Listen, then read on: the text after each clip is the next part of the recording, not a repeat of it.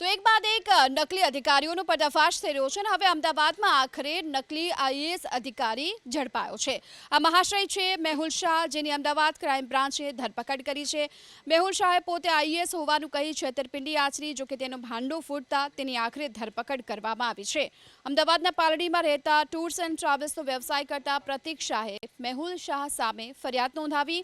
આરોપી મેહુલ શાહે પ્રતિક શાહને ફોન કરી ડ્રાઈવર સાથે ઇનોવા ગાડી ભાડે માંગી।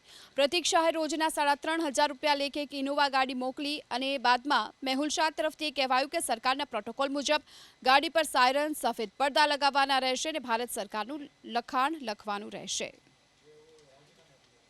ગુજરાતમાં અનેક કૌભાંડો કરનારા લોકો ગુજરાતના નાગરિકોને બેરોકટોક રોકી રહ્યા છે અને સરકાર માત્ર જાહેરાતોમાં વ્યસ્ત છે અને નકલી ગોરખધંધા કરનારાઓ પોતાના કાંડ અને કૌભાંડમાં વ્યસ્ત છે।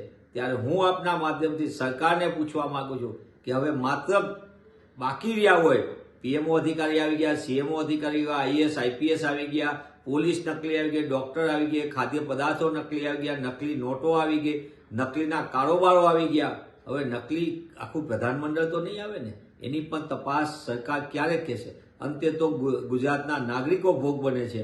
ગુજરાતના નાગરિકોને ભોગ બનતા અટકાવવાની જવાબદારી સરકારની છે, ગૃહ વિભાગની છે, પણ કમનસીબે ગૃહ વિભાગ એ ભ્રષ્ટાચારનું એપી સેન્ટર હોવાના કારણે નકલીઓ બેરોકટોક કોઈ પણ પ્રકારના કાયદાના ડર વિના ગુજરાતમાં લૂંટનો કારોબાર કરીને પોતાના ગોરખ ધંધાને અંજામ આપી રહ્યા છે। એ ગુજરાત માટે અને ગુજરાતીઓ માટે ચિંતાનો વિષય છે।